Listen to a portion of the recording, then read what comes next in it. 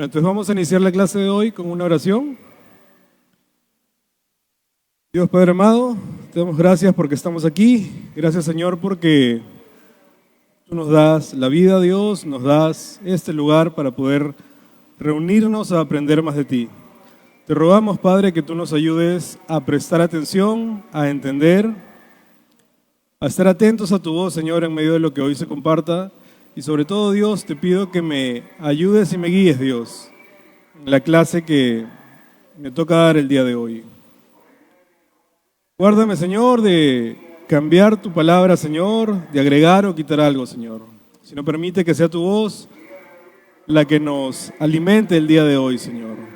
Permite que ese alimento para nuestras almas venga de ti y danos de tu espíritu para poder entender, estar atentos y sobre todo poner en práctica, Dios, lo que hoy aprendamos. Gracias, Señor, por todo. Trae con bien a nuestros hermanos que están en camino y acompáñanos este tiempo, Señor. En el nombre de tu Hijo Jesús. Amén. Muy bien, hermanos. Hoy día nos toca Primera de Pedro, capítulo 1, versículos del 22 al 25. Nuestra clase número 8.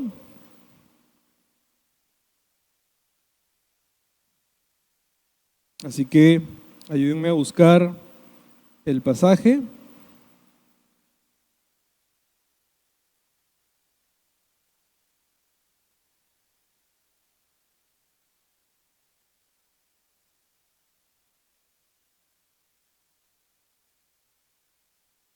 ¿Ya lo tienen? Muy bien, vamos a leerlo juntos. Habiendo purificado vuestras almas por la obediencia a la verdad, mediante el Espíritu, para el amor fraternal no fingido, amaos unos a otros entrañablemente, de corazón puro, siendo renacidos, no de simiente corruptible, sino de incorruptible, por la palabra de Dios, que vive y permanece para siempre. Porque toda carne es como hierba, y toda gloria del hombre como flor de la hierba. La hierba se seca y la flor se cae, mas la palabra del Señor permanece para siempre. Y esta es la palabra que por el Evangelio os ha sido anunciada. Bien, ¿pueden tomar asiento?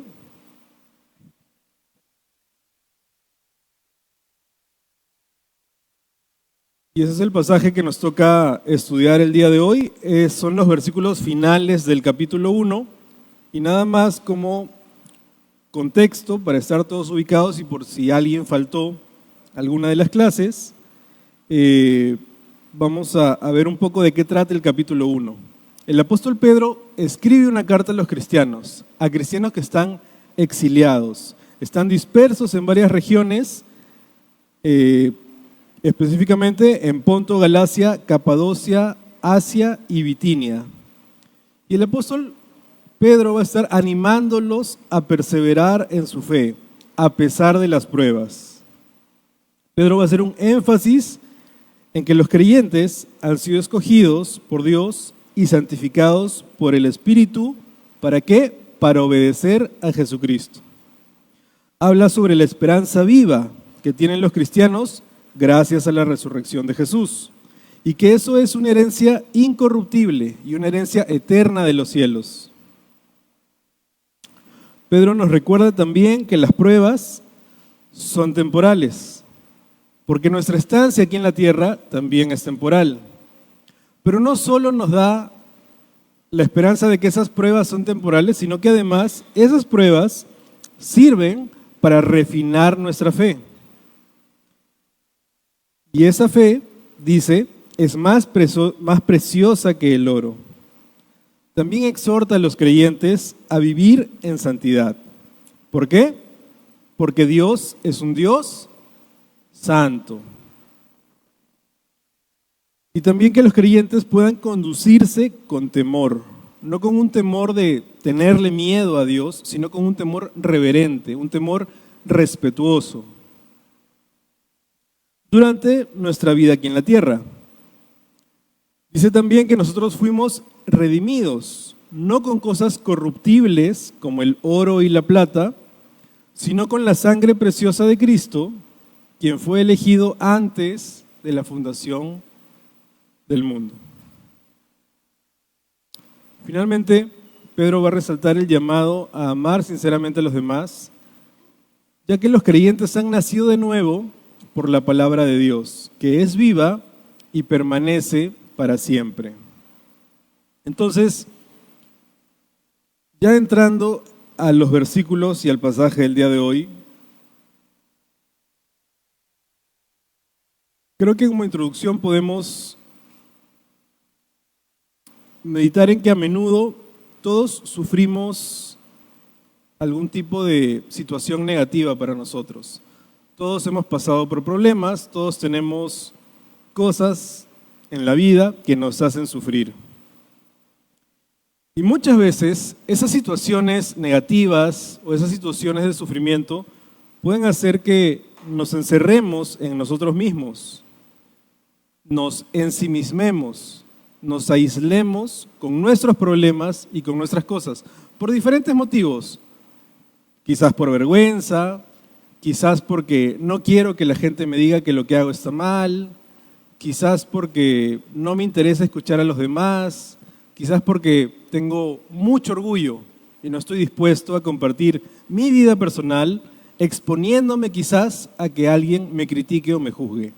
Sin embargo, una tendencia natural del ser humano es ensimismarse, encerrarnos en nosotros mismos y volvernos más individualistas. ¿Cuál es la tendencia del mundo hoy en día? ¿Y qué es lo que en el mundo nos hace sentir más especiales? Ese individualismo. ¿Se han dado cuenta? Cuando vas a adquirir un producto o un servicio, ¿no te sientes mejor cuando te tratan por tu nombre y te dan un servicio personalizado? ¿Les ha pasado alguna vez?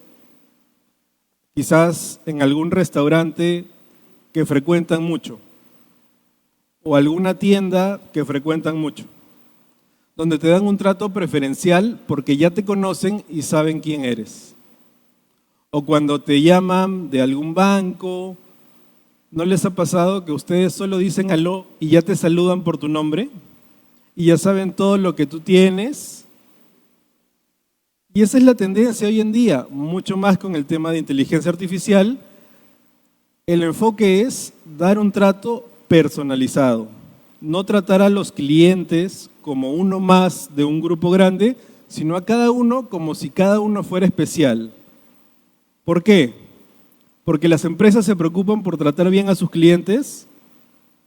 No, ese no es el objetivo de su negocio. El objetivo de su negocio es ganar más dinero, vendiendo el producto o servicio que ellos ofrecen.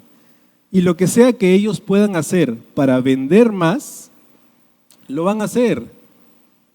Si para vender más necesitan tratarte mejor, no hay problema, te van a tratar mejor para poder vender más. Y ese trato individualista nos hace sentir mejores, porque tenemos una sensación de que somos especiales, de que somos únicos, de que no soy igual al resto, sino que yo merezco un trato especial.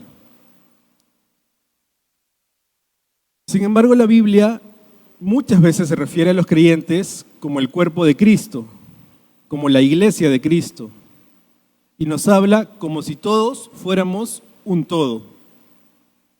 Este concepto de individualismo o de encerrarnos en nosotros mismos va en contra con sentirnos parte del cuerpo de Cristo, porque no es que seamos varios cuerpos, somos un solo cuerpo y somos el cuerpo de Cristo. Entonces, tiene que haber en el creyente un sentido de unidad, de que pertenece a algo, de que pertenece al cuerpo de Cristo, de que no puedo ser indiferente con otro creyente que es mi hermano, sino que la Biblia nos llama, específicamente en estos pasajes, a amarnos unos a otros, especialmente en tiempos difíciles. Los creyentes a los que va dirigida esta carta estaban exiliados, habían salido de su tierra y se habían ido a diferentes regiones escapando porque estaban sufriendo persecución. Estaban pasando por un periodo de sufrimiento y era una persecución sumamente cruel porque los perseguían para matarlos. Y aunque nosotros no suframos ese tipo de persecución, seguramente muchos de nosotros sí estamos pasando o hemos pasado o quizás vayamos a pasar por sufrimiento. No será lo mismo, pero para muchos de nosotros sí será algo sumamente duro.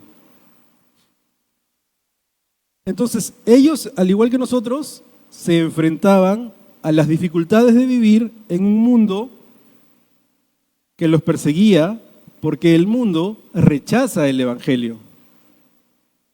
El mundo no lo quiere. El mundo está en contra de lo que sea que venga de Dios. Y una forma de evidenciarlo es muy fácil. ¿Han escuchado eso que está de moda de los signos del zodiaco?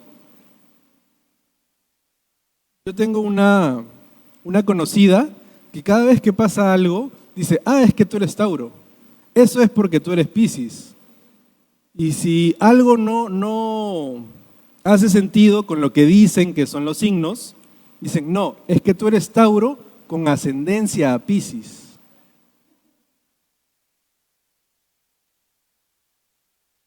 La otra vez coincidimos en la casa de un amigo y este amigo tenía una mascota.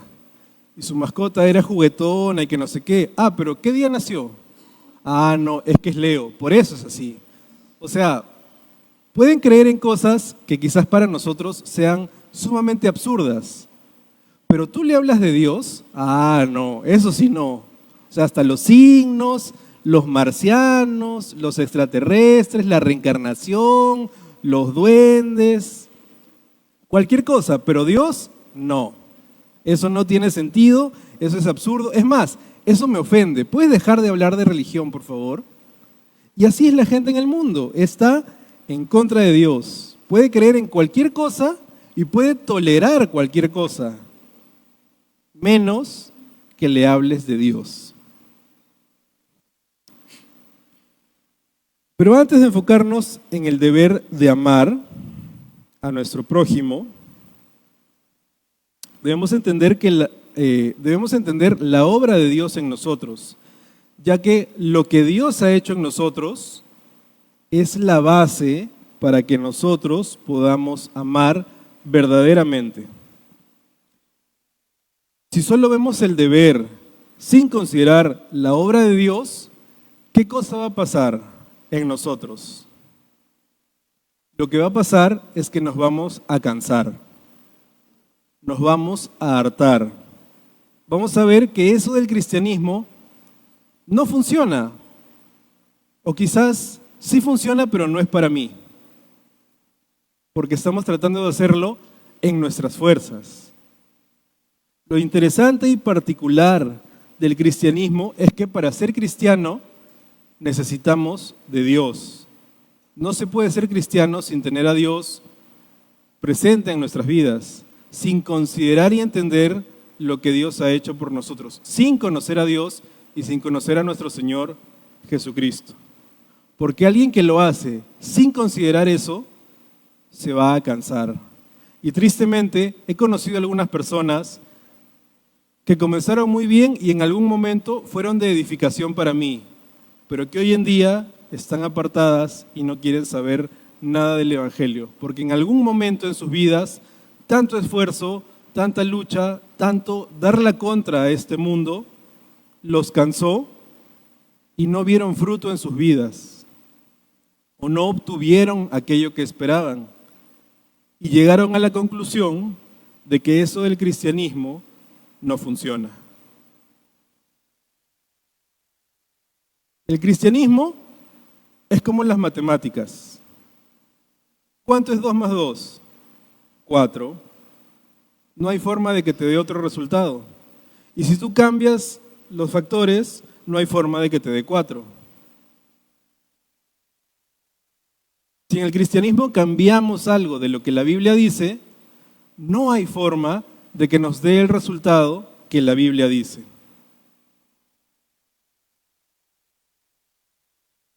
Entonces, ¿cuál es la obra de Dios en nosotros? Bueno, para que podamos amarnos unos a otros, Dios ha hecho una obra transformadora en nosotros. Y tiene que ver con algunos aspectos.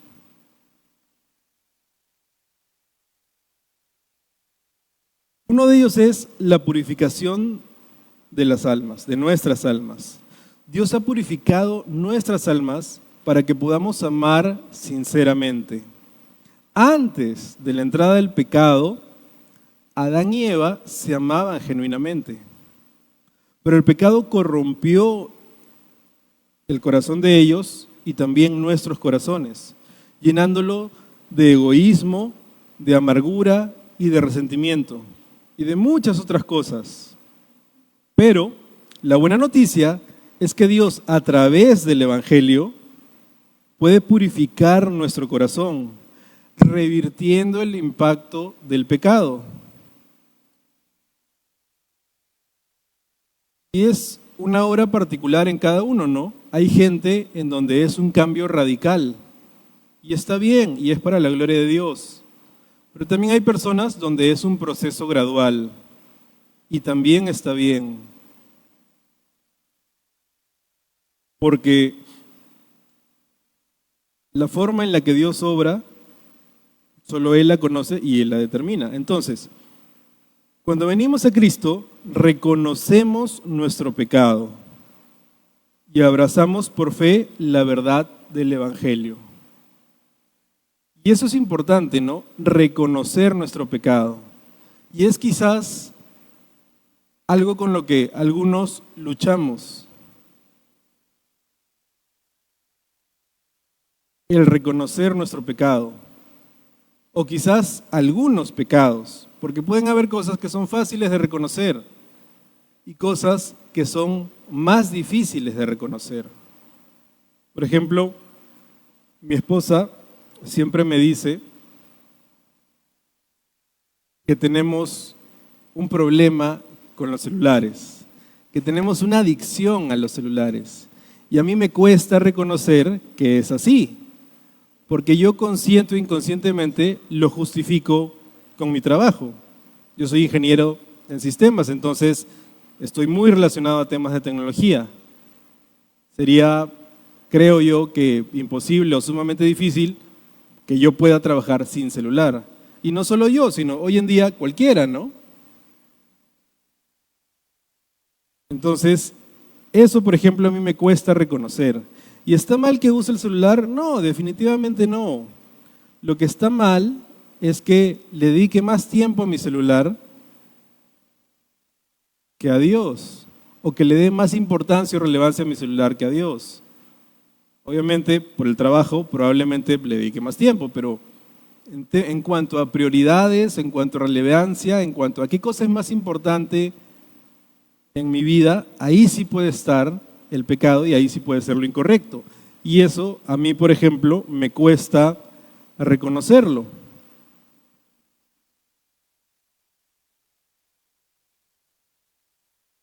Entonces, reconocemos nuestro pecado y abrazamos por fe la verdad del Evangelio, aceptando el sacrificio de Cristo. Esa purificación, ese acto genuino de reconocer el pecado y abrazar la verdad del Evangelio, nos libera de la esclavitud del pecado. Nos da esa libertad de ahora sí poder decirle no al pecado. Y al mismo tiempo nos capacita para poder amar.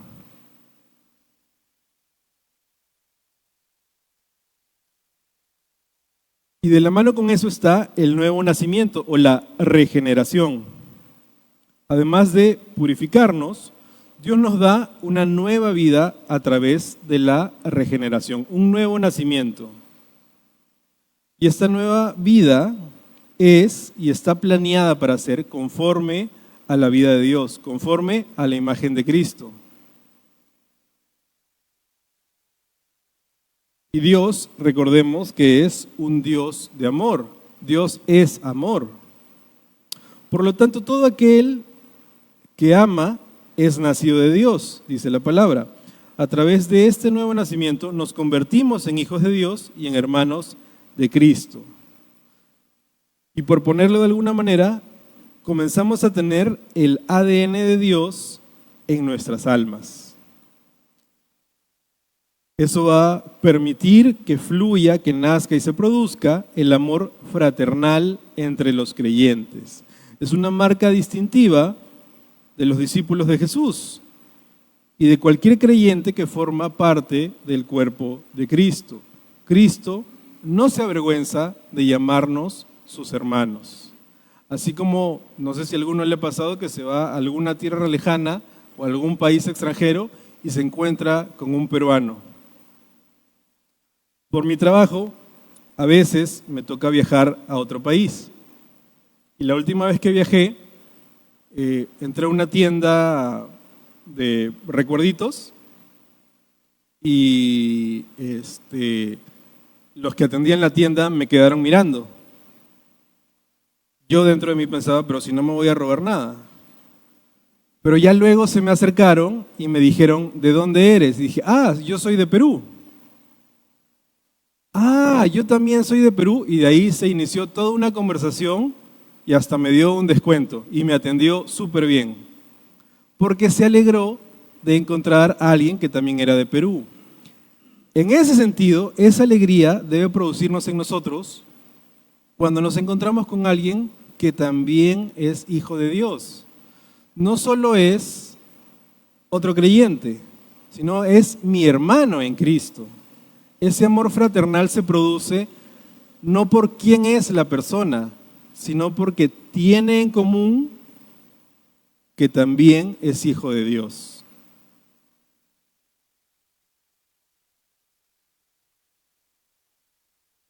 Cristo nos da una esperanza viva. Dios nos hace nacer de nuevo a una esperanza viva mediante la resurrección de Jesucristo y nos garantiza que en Él tenemos una herencia incorruptible. Una herencia incorruptible en los cielos. Esta esperanza nos libera y nos debe liberar de la autocompasión que surge del sufrimiento, permitiéndonos amar a otros. Hace muchos años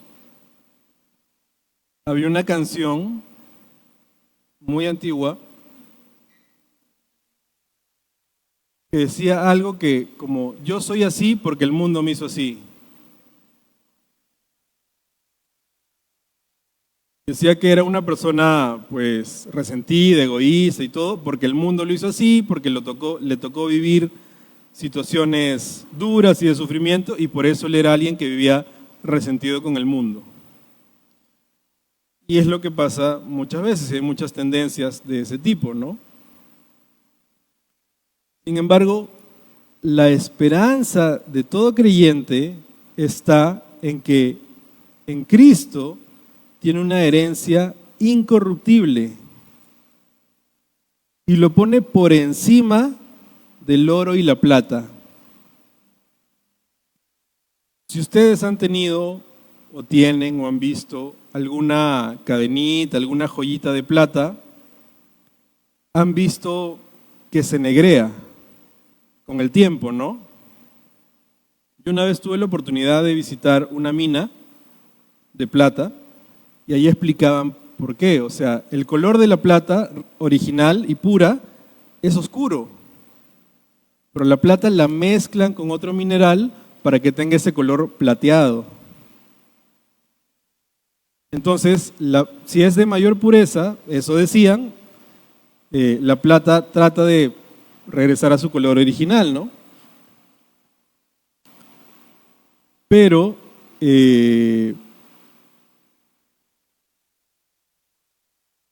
la plata, aún con todo, es corruptible, se corrompe. No solo como material, sino que en el tiempo su valor puede perderse. al igual que el oro. Puede subir o puede bajar, puede afectarse. Si a la gente le dejara de interesar el oro, pues el oro perdería su valor. Sin embargo, la herencia que Dios nos ofrece no va a perder su valor, pase lo que pase. Va a seguir siendo algo sumamente valioso para cualquiera que lo posea. Y es algo que deberíamos atesorar con toda nuestra fuerza.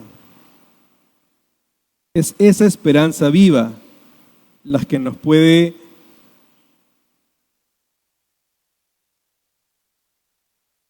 dar esa habilidad de poder amar sinceramente a los demás. Como cuando alguien consigue un nuevo trabajo. Cuando alguien consigue un nuevo trabajo, obviamente con una situación mejor, tu trabajo actual deja de afectarte. Hasta cierto punto podríamos decir que deja de importarnos. Esa última semana tu jefe te grita, ¿te importa o no te importa? Ya no te importa. Total, ya no lo vas a ver la otra semana. Te dan más chamba. No importa, la otra semana no voy a estar, va a ser problema de otra persona. Oye, que tienes que venir más temprano. Bueno, si quieres vengo, total, solo va a ser por estos días. Como tú ya sabes qué va a pasar la siguiente semana, vas a estar en un trabajo mejor, en un trabajo que te gusta más, en un trabajo donde quizás te traten mejor y te van a pagar más o te van a dar más beneficios.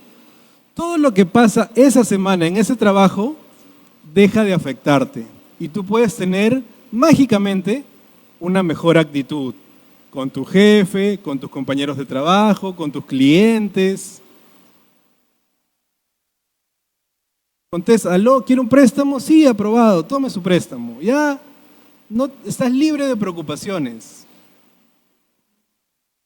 Entonces, es lo mismo cuando tú entiendes que tienes una herencia incorruptible.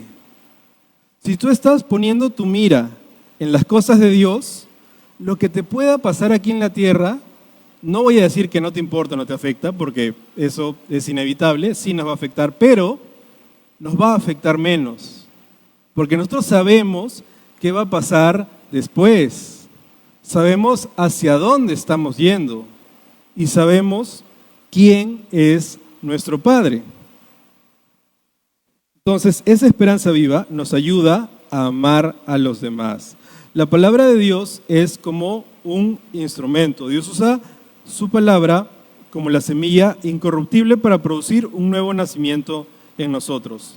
A diferencia de la vida humana que es perecedera, que tiene un inicio y también inevitablemente tiene un fin, la palabra de Dios dice que permanece para siempre. El Evangelio es esa palabra y nos transforma y nos capacita para amar. La misma palabra que nos transformó es la que nos ayuda a crecer en nuestra nueva vida en Cristo. Por eso, Pedro nos exhorta en estos versículos a amarnos unos a otros, entrañablemente y de corazón puro.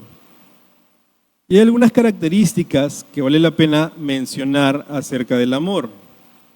Ahora que ya hemos entendido la obra de Dios en nosotros, podemos enfocarnos en la exhortación de amarnos unos a otros.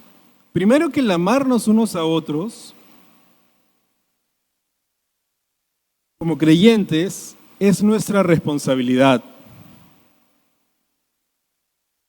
No es una opción, no es algo que si quiero lo hago y si quiero no. No es como que yo comienzo a ser cristiano y me dan una hojita y marco lo que yo quiero, ¿no? A ver, llegar temprano, sí, decir la verdad, sí, amar a mi prójimo, esa me la voy a pasar. Y comienzo a marcar solo lo que yo quiero. No funciona así. Decíamos que el cristianismo es como las matemáticas. Si yo cambio algo de lo que la palabra dice, ya no voy a obtener el resultado que la palabra dice. Entonces, amarnos unos a otros es una responsabilidad de cada uno. Dios nos está dando, a través de la obra que Él hizo por nosotros, la capacidad de amar. Todos y cada uno de los que estamos aquí y hemos reconocido a Cristo como nuestro Señor y Salvador, tenemos la capacidad de amar entrañablemente a nuestros hermanos. Que lo hagamos o no, es decisión de cada uno y es responsabilidad de cada uno. El escuchar esta clase puede que nos anime a ponerlo en práctica, pero no va a hacer que lo hagamos. El que lo hagamos es responsabilidad de cada uno de nosotros. Es la responsabilidad de amarnos unos a otros, no como robots programados para amar, sino que debemos decidir amar intencionalmente. No se trata de tener química con mi hermano, de que este sí me cae bien y este no me cae bien, sino que nosotros estamos llamados a amar intencionalmente, resistiendo nuestra tendencia humana de ser egoístas. Y ahora lo veo claramente con mi hija. Mi hija, nosotros siempre hemos tratado de enseñarle a compartir. Y es difícil. Pero ella entendió el concepto y en su pensamiento trata de cumplir con lo mínimo, o sea, trata de hacer lo mínimo para cumplir con lo que se le pide. Y es su egoísmo y es el pecado de su corazón. Ella dice, ok, está bien, tengo que invitar, te voy a invitar. Tiene un muffin, un quequito, y peñisca un pedacito y te da. Entonces ya te invitó, está cumpliendo.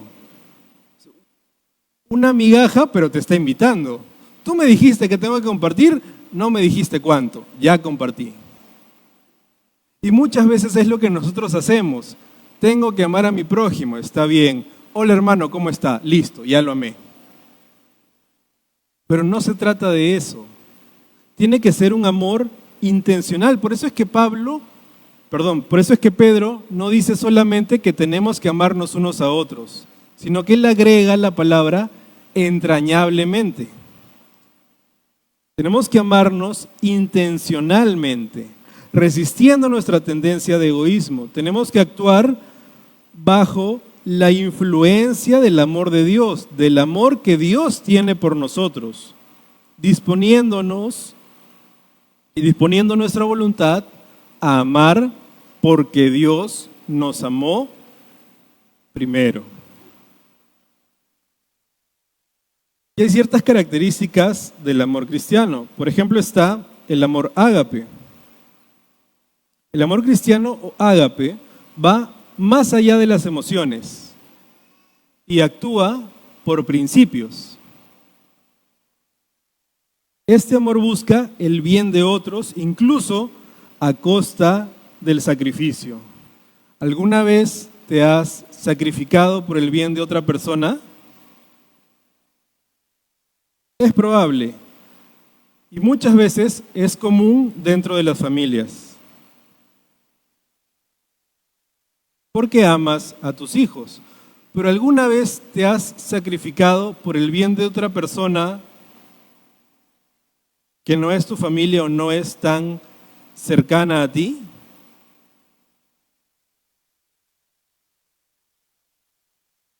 Es una pregunta para meditar. Debemos amar como Dios nos amó, porque Dios nos amó aún cuando no lo merecíamos, aún cuando quizás no lo merecemos, y muy probablemente no lo merecemos, pero aún así Dios nos ama. Ese es el ejemplo de amor que Él nos da. Luego está también el amor fraternal, un amor entre hermanos cristianos que tienen necesidades particulares. Este amor abarca a todos los hermanos en la fe, sin importar cuán cercanos sean. Y un ejemplo muy común que se compartía cuando yo era joven, cuando era adolescente, para no sentirme tan viejo. Cuando era adolescente, era el ir a los cumpleaños. Y era muy común entre el grupo de adolescentes al que yo asistía hacer grupitos y hacer argollas. Entonces, si alguien cercano a ti cumplía años, tú ibas, no importa dónde vivía. ¿Dónde estás? En el Callao. ¿Y dónde es el cumpleaños? En Villa El Salvador. Ah, bueno, sí voy. Pero si era alguien de otro grupito o alguien que no era cercano a ti, no ibas, tenías otras cosas que hacer, no te sacrificabas, no estabas dispuesto a gastar tu tiempo o a gastar pasaje o quizás a gastar en un regalo. Porque ese no era un amor fraternal, era un amor como el que hay en el mundo. En el mundo cualquiera hace eso. Por alguien que es cercano a ti, se sacrifican. Y porque el que no es cercano a ti, no les importa, son indiferentes. Pero dentro del cuerpo de Cristo, dentro de la iglesia, eso no debería darse así. Debería existir un amor fraternal en el que el simple hecho de que alguien es mi hermano en la fe debería producir amor en mí por esa persona. Y es difícil, claro que sí. Por eso necesitamos de Cristo, para no cansarnos, para no hacerlos en nuestras fuerzas, porque quizás en nuestras fuerzas no sea posible. Luego, hay otra característica que es el amor sincero. Este amor sin hipocresía que brota de un corazón puro. No buscamos suplir nuestras deficiencias, sino las de otros, gozándonos en servir. Un amor sincero. Y ese amor sincero puede ser más evidente en aquellos que tenemos el privilegio de servir de alguna manera en la iglesia, aunque realmente todos y cada uno de nosotros estamos llamados a servir de alguna manera, pero se hace evidente en qué sentido. Uno está llamado a servir con amor y por amor, no solo a mi prójimo, sino a Dios. Sin embargo, cuando las circunstancias no se dan como consideramos que deberían ser, o cuando se comete a nuestro criterio alguna injusticia, ese amor mengua y a veces hasta desaparece. Siempre me acuerdo de muchos adolescentes que se retiraban del servicio, o peor aún, se quedaban en el servicio hablando mal de sus líderes, porque sus líderes no se comportaban como ellos consideraban que debían ser. Si el líder se equivocaba, ellos se molestaban y se ofendían. Si el líder llegaba tarde una vez o dos veces, ellos se molestaban y se ofendían. Si el líder no los reconocía o no les daba las gracias por algo que estaban haciendo, se molestaban y se ofendían. Todo este año he llegado temprano, he sido el único que llega temprano y colaboraba con todo. Había una actividad, yo iba, me decías que haga algo, lo hacía y nunca me has dicho gracias, nunca me has dicho te felicito por tu esfuerzo, nunca me has reconocido. Pero ese no es el propósito del servicio. No estamos en el mundo, no nos vamos a ganar un ascenso o un aumento de sueldo. Nosotros lo hacemos por amor, por un amor sincero, porque nosotros buscamos el beneficio de otros, porque buscamos suplir las deficiencias de los otros, porque nos gozamos o nos debemos gozar en servir a otros. Sin embargo, cuando eso no se da así, es que aparece esa actitud negativa de queja, de insatisfacción, de inconformidad. Y eso no solo me daña a mí, sino daña a la iglesia. Porque si yo me quejo, no me quejo solo para mí. Probablemente me queje con alguien más. Y probablemente lo que yo diga o la queja que yo tenga no es que sea una locura, tenga sentido. Humanamente tenga sentido porque todos estamos expuestos a cometer errores, pero eso va a contaminar el corazón puro que debo buscar tener para poder amar sinceramente. Incluso va a contaminar el de mi hermano. Y finalmente, un amor ferviente. Un amor ferviente es un amor intenso, un amor constante, un amor que no se cansa de hacer el bien. ¿Ustedes se cansan de hacer el bien? Yo sí, yo a veces me canso. Entonces, cuando estudiaba este pasaje, la única conclusión a la que llegaba es que necesito más de Cristo. Porque si me canso, es porque lo estoy haciendo en mis fuerzas. Si me canso, es porque no lo estoy haciendo como la Biblia dice que debo hacerlo. Algo estoy haciendo mal que no me está dando el resultado que la Biblia dice que debería obtener. Y es para meditar. Un amor ferviente es un amor intenso, constante y que no se cansa de hacer el bien. Debemos nosotros extender nuestras capacidades y nuestro esfuerzo enfocarlo en amar como Cristo nos ama. Por muy cerca o lejos que esté de eso, esa debe ser mi meta. Amar como Cristo me ama. Por eso decíamos antes que es importante que entendamos la obra de Dios en nosotros. Porque si yo no sé cómo Cristo me ama, ¿cómo voy a amar a alguien más como Cristo me ama?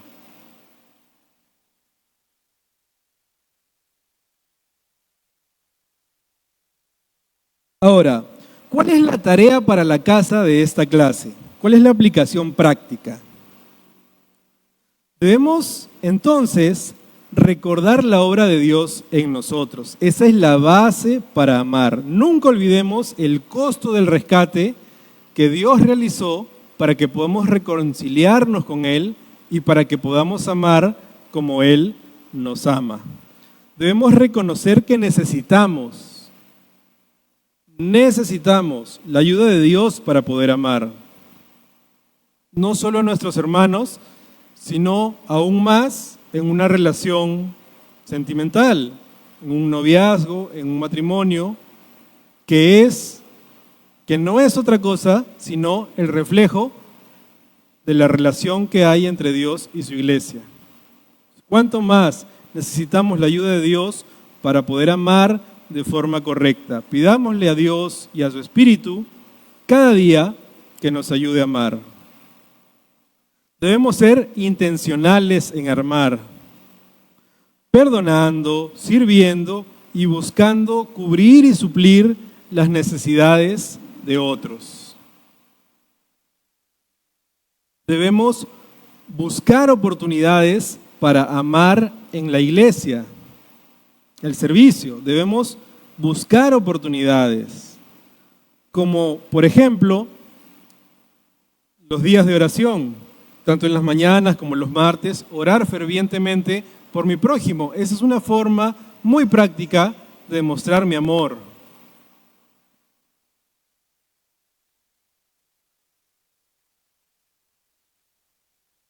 Y definitivamente debemos recordar el Evangelio, confesando nuestros pecados, recibiendo el perdón y la fuerza para amar. El amor de Cristo nos debe impulsar a amar a nuestros hermanos, a amarnos unos a otros entrañablemente. Que la gracia de nuestro Señor Jesucristo y el amor de Dios y la comunión con su Espíritu sean con todos nosotros. Pido a Dios que podamos poner en práctica este mensaje en nuestras vidas diarias. Y yo primero, amándonos unos a otros entrañablemente como Cristo nos amó. Vamos a ponernos de pie para orar y terminar la clase de hoy.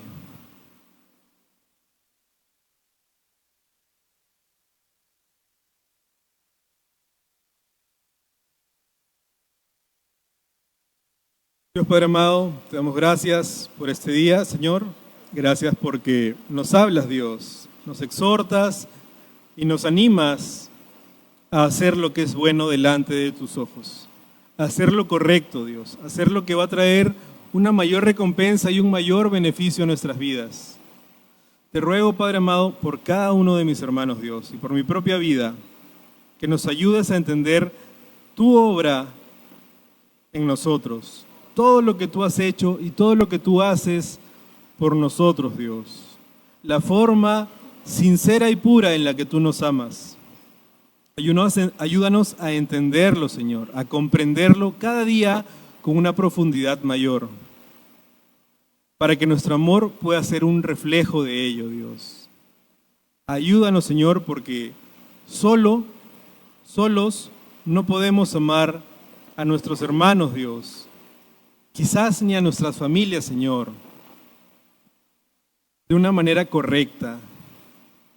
Ayúdanos a luchar en contra del egoísmo, en contra del individualismo, y ayúdanos a vernos y considerarnos, Dios, como una verdadera familia, como hijos de un mismo Padre, Señor. Ayúdanos a ser intencionados en nuestra búsqueda de amar a otros.